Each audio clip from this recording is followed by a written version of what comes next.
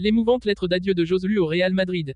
Carvajal, je pense être le meilleur latéral droit du monde. Ancelotti ne va pas retirer Vinicius de l'aile pour rendre service à Mbappé. Rodrigo Go, joueur du Real Madrid, proche d'un accord avec Manchester City. Avant de commencer, si c'est la première fois que tu passes ici, je t'invite donc à t'abonner, c'est gratuit, ça prend 2 secondes et ça fait plaisir. Merci beaucoup à toi.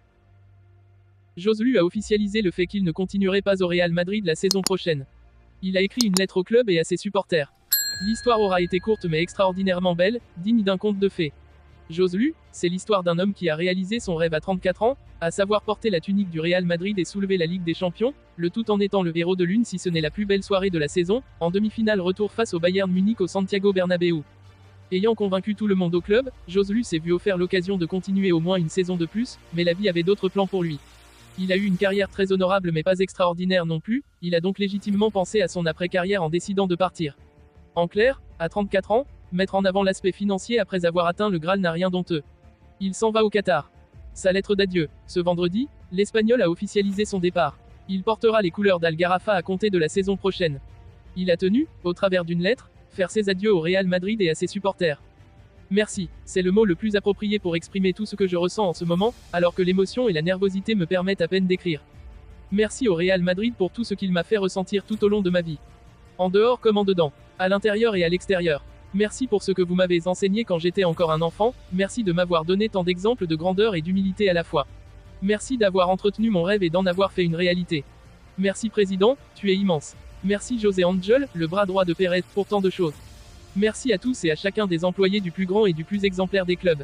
Merci à l'entraîneur pour sa façon de comprendre ce sport. Merci à l'équipe de faire partie de ma famille. Merci aux supporters pour toute cette passion, cette affection et cette complicité qui nous a fait voler. Il y a des années, je suis parti du Real, mais je n'étais jamais vraiment parti. Aujourd'hui, je pars encore, mais en réalité, je reste. Merci, Joselu. L'Espagnol Dani Carvajal a fait le point sur l'actualité dans l'émission El Larguero de la Cadena Ser. Le Ballon d'Or. Je remercie Nacho pour avoir dit qu'il me donnerait le Ballon d'Or, mais ça ne me vient pas à l'esprit. Ce que je veux, c'est emmener l'Espagne en finale à Berlin et, je l'espère, la gagner. Un objectif personnel important serait de participer au Gala The Best, être dans le 11 de l'année serait quelque chose d'agréable et de réconfortant parce que je travaille depuis de nombreuses années. L'équipe nationale et l'Euro. On s'habitue au niveau des joueurs de l'équipe nationale et ce que l'on voit à l'étranger nous impressionne davantage. Nous avons une très bonne nouvelle génération. Il arrive souvent qu'un joueur espagnol mérite de remporter le Ballon d'Or et ne le gagne pas, c'est pourquoi je pense que les joueurs espagnols doivent faire plus d'efforts pour gagner des titres individuels. Le nouveau style de l'Espagne avec moins de possession. Cela influence un peu le type de joueur que vous avez sur le terrain. Avec des ailiers verticaux, qui aiment défier et attirer les adversaires comme Lamine Yamal et Nico Williams, le football est plus direct. Mais dès le premier jour où Luis, de la Fuente, a pris ses fonctions, il nous a dit que nous devions avoir le ballon pour faire des dégâts et être verticaux, et c'est ce que nous faisons. Sa saison en club, je pense que ça a été ma meilleure saison, en termes de continuité, de contribution et de niveau, sans aucun doute. Si je suis le meilleur arrière droit du monde, si je regarde la saison dernière, je pense que oui. Je le crois toujours pour moi et pour ma confiance, mais les données sont là. Si je ne le crois pas moi-même, qui le croira pour moi? Je pense que oui, ça a été une bonne année, j'ai gagné la Ligue des Champions, j'ai même marqué, j'ai gagné le championnat et maintenant j'ai hâte d'emmener l'Espagne le plus loin possible à l'Euro. Les changements qui l'ont fait progresser. J'ai changé mon alimentation. Depuis la saison du Covid, j'ai un peu tout changé. Cette saison a été très bonne en termes de contribution offensive, mais surtout en termes de continuité. C'est la première saison où j'ai pu aller sur toutes les listes de l'équipe nationale et maintenant, avec tant de mois de travail et tant de matchs, je me sens au top, avec beaucoup de rythme et beaucoup d'énergie. Qu'est-ce que j'ai changé? Qu'est-ce que je mange? Il y a un peu tout, l'alimentation, le repos, tout. De plus, le fait d'avoir des enfants et d'être père me rend moins obsédé par le football et me libère. La bonne ambiance dans le vestiaire du Real. Le vestiaire du Real Madrid a été impressionnant cette année. Pour moi, l'exemple le plus marquant est Kepa. Il est arrivé en prêt en raison d'une blessure de longue durée de Thibaut Courtois, a priori pour jouer en tant que titulaire, l'U1 a gagné sa place et chaque jour il est arrivé avec le sourire, il a travaillé comme le meilleur à l'entraînement, il est resté après pour travailler dans la salle de gym afin d'être meilleur et de pouvoir aider l'équipe. Il est l'exemple même d'un joueur professionnel qui nous fait tous progresser, quel que soit le poste que nous occupons. Les départs de Joselu et Nacho. Je leur souhaite bonne chance, pour Nacho je suis vraiment triste parce que j'ai été avec lui toute ma vie. Il part en ayant gagné la Ligue des Champions, ce qu'il voulait, en ayant été important dans l'équipe, en ayant joué à un très haut niveau et en ayant été appelé pour le championnat d'Europe. Je sais que la décision a été difficile à prendre pour lui, mais je pense que c'est la meilleure chose à faire pour lui et c'est ce qu'il a décidé. Pour mon beau-frère, Joselu, je suis également très peiné car nous sommes ensemble toute la journée avec les enfants, etc.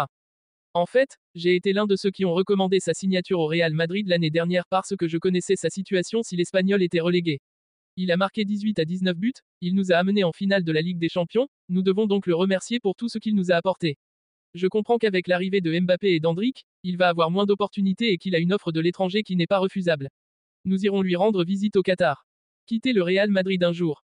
Je ne sais pas, chaque décision est très personnelle, je comprends que Nacho veuille vivre une nouvelle expérience et que ce ne soit pas en Europe pour ne pas affronter le Real Madrid.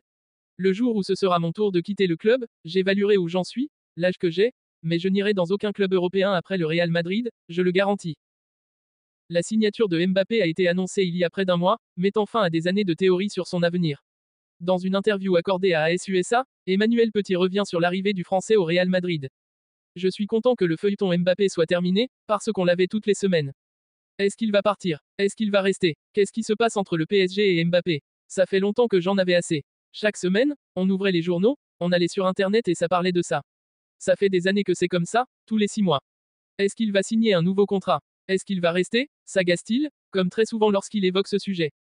Sur le rôle qu'il aura au Real Madrid, Petit ajoute, je ne sais pas si Mbappé sera un problème, mais il sait exactement où il va, dans le meilleur club du monde qui a gagné la Ligue des Champions et la Liga sans lui, dans un vestiaire qui vit parfaitement. Il y a de gros égos, mais l'équipe passe avant tout parce que Madrid est plus important que chaque joueur, même si vous avez gagné le Ballon d'Or. À Madrid, l'importance de chacun n'a pas d'importance. Malgré cela, le champion du monde 98 assure que, Mbappé le sait, il est intelligent et il essaiera de s'adapter le plus rapidement possible à ses coéquipiers sur le terrain. Il sait très bien que les supporters et la presse l'attendent. Ils ne vont pas lui donner du temps ou des excuses. À Madrid et au PSG, c'était la même chose. Les gens étaient fatigués des spéculations parce que c'était comme une série Netflix. En ce qui concerne la place qu'occupera le Français à Madrid, Emmanuel Petit déclare, Vinicius a fait de grandes choses cette saison, comme Rodrigo et Bellingham. Le seul poste libre à Madrid est celui d'attaquant de pointe et je pense que c'est là que Mbappé jouera. Je n'ai aucune idée de ce que fera Ancelotti, mais je ne pense pas qu'il retirera Vinicius de l'aile pour y mettre Mbappé et se retrouver avec le Brésilien comme neuf. Ce serait difficile à comprendre.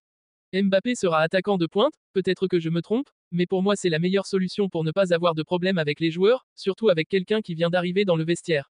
Vinicius ne souffre pas de la comparaison avec Mbappé. Je ne pense pas qu'Ancelotti rendra service à Mbappé en le remplaçant par Vinicius et il le sait, avance l'ancien joueur de Monaco, d'Arsenal et du Barça. Des sources proches du Real Madrid révèlent que Rodrigo Goes, l'ailier brésilien du club, serait sur le point de conclure un accord avec Manchester City. Cette nouvelle, qui pourrait secouer le marché des transferts cet été, intervient après des mois d'incertitude pour Rodrigo quant à son rôle au sein du Real Madrid, surtout après la signature de Kylian Mbappé. Rodrigo, âgé de 23 ans, a été un élément clé de l'attaque madrilène depuis son arrivée en 2019. Connu pour sa vitesse, sa technique et son sens du but, il a souvent été décisif lors des grandes occasions, notamment en Ligue des Champions. Cependant, l'arrivée de Mbappé, l'un des meilleurs attaquants du monde, a bouleversé la hiérarchie en attaque, laissant Rodrigo incertain quant à son futur rôle. La perspective de se retrouver sur le banc des remplaçants a conduit Rodrigo à envisager un départ. Manchester City, toujours en quête de jeunes talents capables de s'intégrer dans leur style de jeu dynamique, a rapidement manifesté son intérêt. Le club anglais aurait proposé une somme tonitruante de 120 millions d'euros pour s'attacher les services du talentueux brésilien. Pep Guardiola, l'entraîneur de Manchester City, voit en Rodrigo un ajout stratégique à son effectif. L'ailier brésilien pourrait non seulement renforcer l'attaque des Citizens, mais aussi apporter une nouvelle dimension à leur jeu offensif grâce à sa polyvalence et sa créativité. Avec des joueurs comme Kevin De Bruyne et Erling Haaland déjà en place, l'intégration de Rodrigo pourrait faire de City une équipe encore plus redoutable. Pour Rodrigo, un transfert à Manchester City représenterait une opportunité de continuer à évoluer au plus haut niveau tout en ayant un rôle plus central dans une équipe de premier plan. Jouer sous les ordres de Guardiola, connu pour son style de jeu offensif et sa capacité à développer les jeunes talents, serait une perspective alléchante pour le Brésilien. Les supporters du Real Madrid, bien que tristes à l'idée de voir partir un jeune joueur aussi prometteur, comprennent les raisons de son possible départ. De leur côté, les fans de Manchester City se réjouissent déjà de la perspective d'accueillir Rodrigo, espérant qu'il pourra contribuer à maintenir l'équipe au sommet de la Première Ligue et de l'Europe. En conclusion, la possible signature de Rodrigo Goes par Manchester City est l'une des sagas les plus captivantes de ce mercato estival. Si l'accord se concrétise, ce transfert pourrait non seulement redéfinir les dynamiques des deux clubs, mais aussi offrir à Rodrigo une nouvelle plateforme pour briller et continuer à développer son immense potentiel. Les prochaines semaines seront décisives pour l'avenir du jeune ailier, alors que les discussions entre les deux clubs atteignent leur phase finale.